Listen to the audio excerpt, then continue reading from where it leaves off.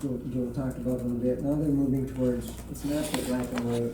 If something's questionable, visit with the tenant, visit with the applicant, see what their story is. So, like, two people might have the same sort of, criminal background, for example. And one of them might be somebody we would take into our program, and the other may not, depending on their circumstance. So, and HUD is not gonna make hard and fast rules, they're leaving that to us. But does that also open us up to be sued every other time? Potentially, yeah. Potentially. Yeah. So what is our But recourse? it isn't a lot How do different than what we do now. If somebody challenges if they're rejected and they feel that they've been treated unfairly, we invite them in and say, what's your story? And we do make exceptions. So it's just now HUD is having it more, they want it to be a more open policy. Well, the Supreme Court ruled on that. Supreme Court ruled on it, and the Supreme Court ruled on it, right.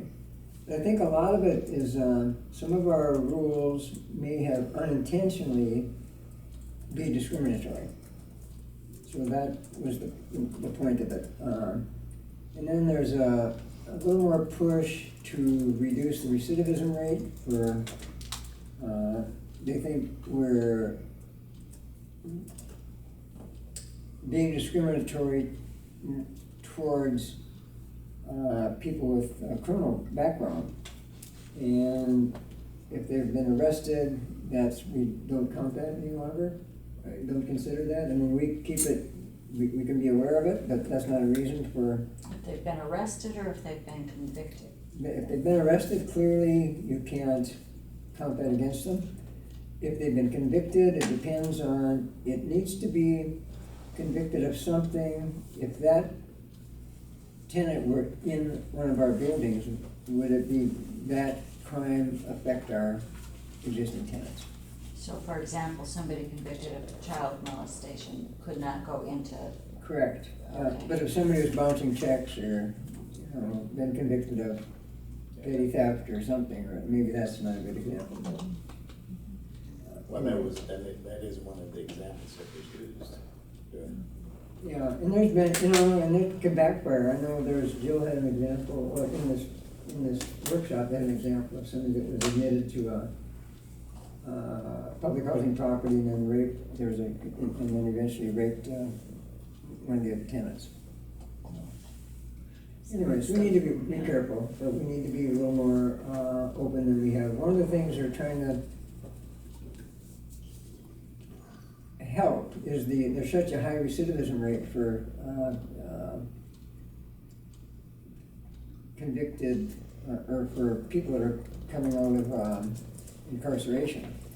About 60 to 80% are back in the system within a few years. And a lot of that is to do with they get out and they can't get housing, they can't get a job, they're all these systemic discrimination against them that they're the idea is let's get them back into society quicker. And, they did their time, forgive it, let's move on. And they have let's give them the same opportunities that others have and reduce their recidivism rate.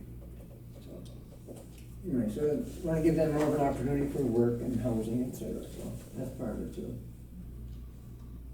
Well, and it makes sense. I mean, I know housing is one of their biggest barriers but boy, I think we have to be very cautious. Yep, we do. And protective of our people. Yeah.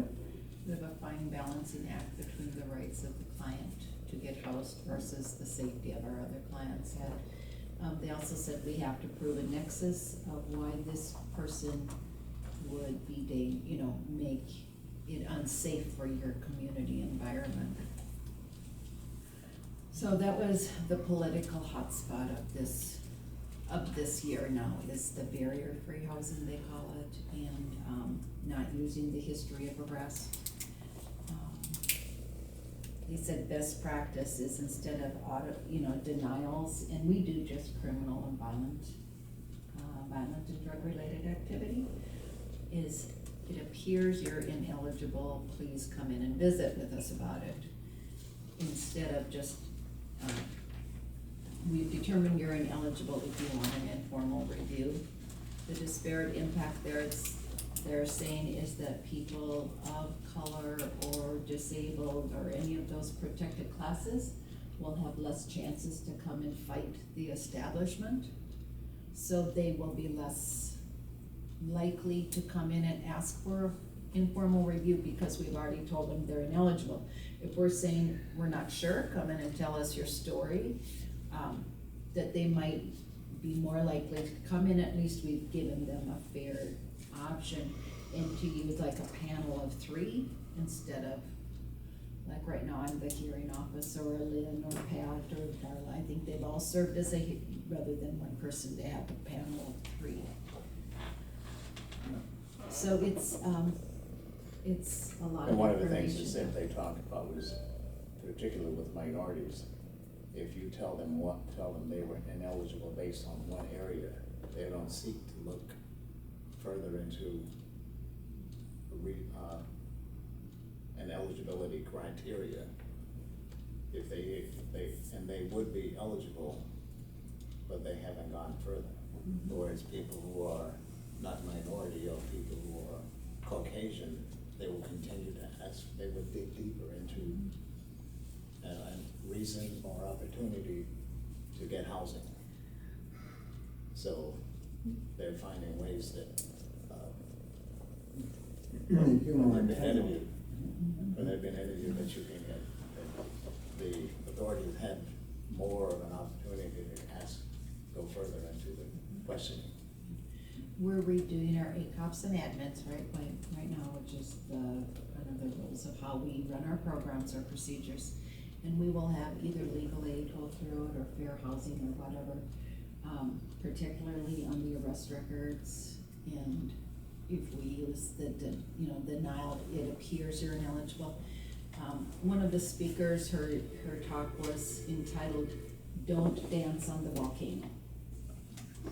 This is erupting right now, all of this, don't use the word arrest, I mean, why go there, because you will lose, most likely, if you're not, very careful and very diligent about it, and absolutely keep out people that will be dangerous, but don't assume, so, it's a process. And then I went to a RAD workshop, and I got into it with the director of Northeast, what is it, the North? Is it NERC?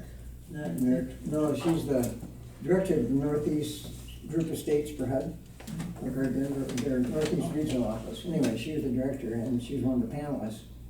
We're talking about RAD, and I've had a problem with one of the rules there. RAD blends the tax credit projects, tax credits, and HUD rules. And HUD is not familiar enough with the tax credit project rules. There's 2 different tax credits are IRS and HUD is HUD. Anyway, there's a little friction in trying to blend those 2 projects, and they aren't aware of it. They're totally unaware of it. And what it is. Who's unaware of it? Pardon? HUD, RAD, or the? HUD needs to be aware of it. Oh, okay. And so I pointed out to this director of Northwest Regional, and she was surprised to hear it. So we'll have Washington look into that. And what it is like Jill stated earlier, we've got some tenants in public housing. If their income goes up over time, we don't evict them. We just raise their rent and do a flat rent. So some of our tenants now are above 80% of income. And the tax credit program won't allow, you can't admit anybody to a light tech unit if they're over 80% of income. So if we're gonna convert our buildings to tax credits, what about these 2 or 3 tenants that aren't income eligible? They weren't, and HUD says we are required to let anybody that wants to return to their unit after we rehab it. So they're guaranteed a unit to HUD, but they can't go into a tax credit unit. So we need, if we're gonna accommodate them, the only way we can do that under current rules is exclude those units from the tax credit program, and every one we exclude costs us about $100,000 in equity.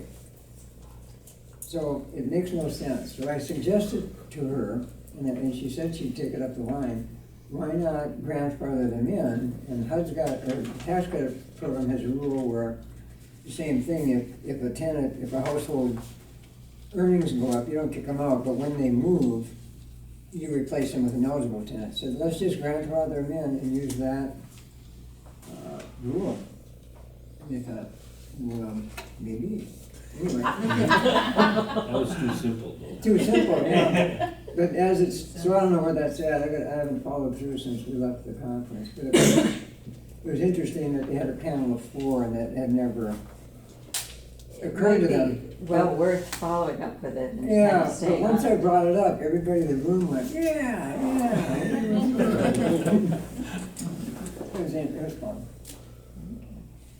Anyway, so I thought it was a worthwhile conference. Thomas, do you have insights, Well, comments?